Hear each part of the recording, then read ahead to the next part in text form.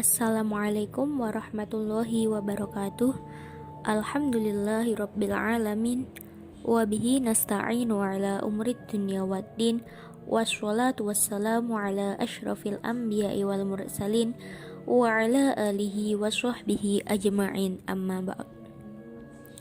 Yang terhormat dosen pengampu mata kuliah hadis Tarbawi Bapak Zainal Arifin MSI, dan tak lupa teman-teman KUP EAID yang saya cintai.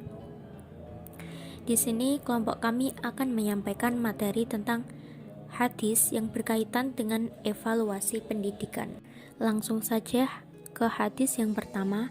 Bismillahirrahmanirrahim.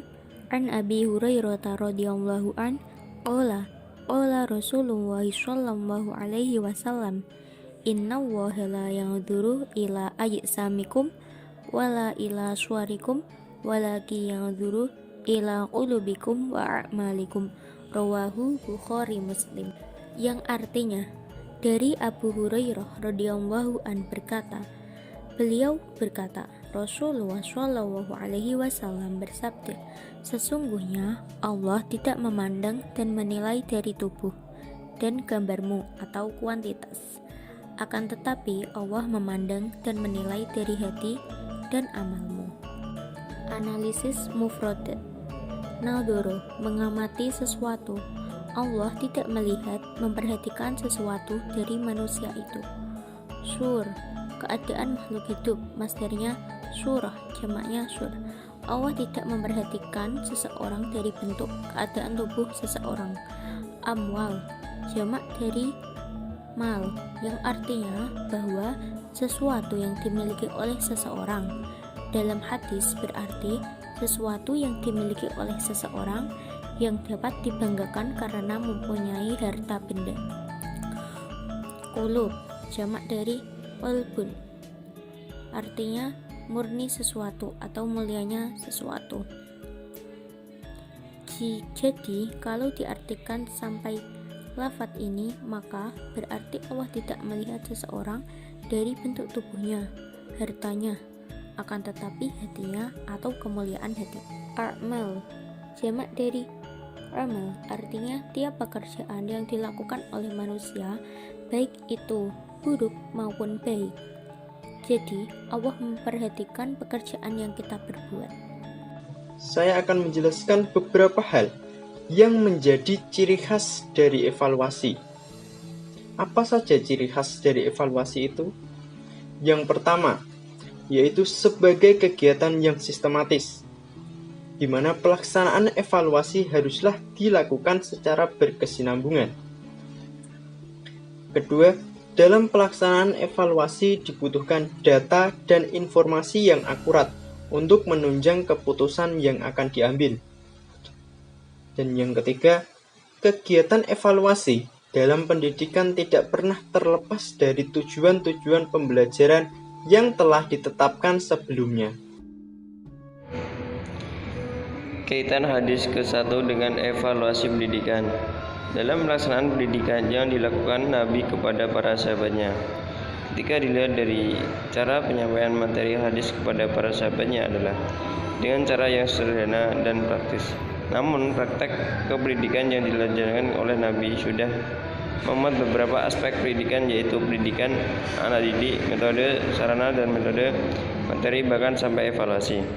Karena Nabi sendiri merupakan evaluator pertama dan ulama dalam menilai kemampuan, kecerdasan sahabat sampai kepada sikap, tingkah laku, dan tindakan sahabat. Sehingga ketika sahabat melanggar atau tidak menggunakan perintah dan Nabi, maka Nabi akan mengingatnya, atau sahabat tidak akan kewajiban dan aturan yang ada, maka Nabi sendiri pun akan mengingatkannya. Inilah uniknya evaluasi pendidikan yang dilakukan Nabi secara menyeluruh, yaitu majelis taklim, masjid, musola, lapangan, sampai di jalan atau di masyarakat. Nabi selalu mengevaluasi semua kegiatan tindakan sahabat, karena sahabat perilakunya baik akan kaitan dengan dirinya sendiri, dan sahabat perilakunya buruk akan terlihat juga.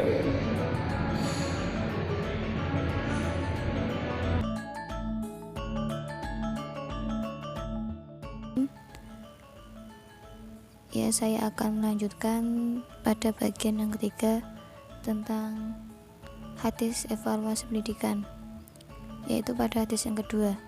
Bismillahirrahmanirrahim.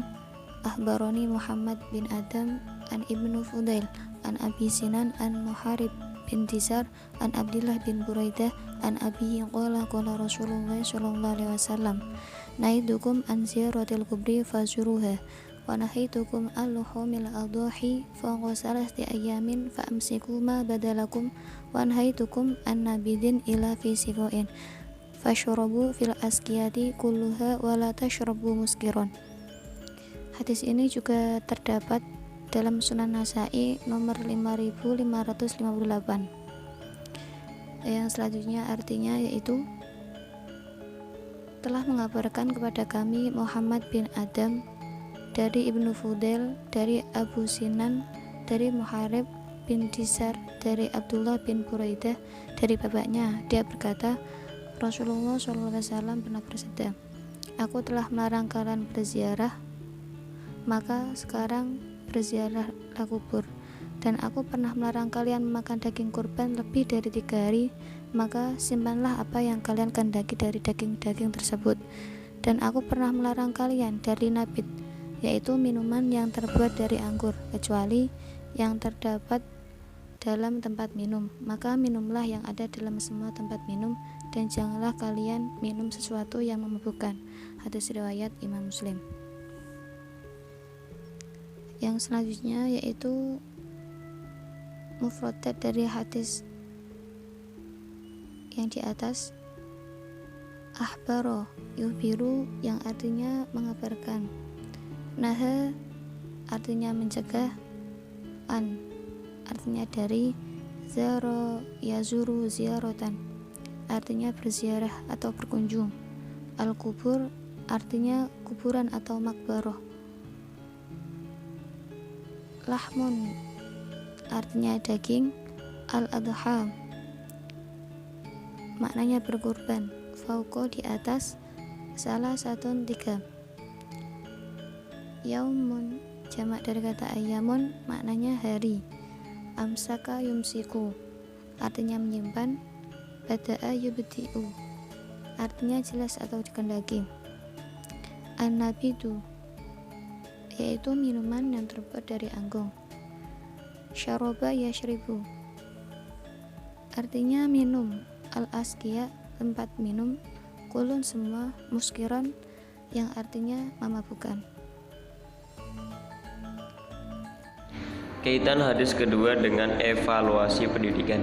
Dalam suatu pendidikan pasti dibutuhkan suatu evaluasi, karena dengan evaluasi inilah untuk meningkatkan kualitas seorang pendidik dan melihat bagaimana perkembangan pengetahuannya. Karena Nabi dalam hadis ini beliau mengevaluasi suatu perbuatan yang dilakukan oleh para sahabat.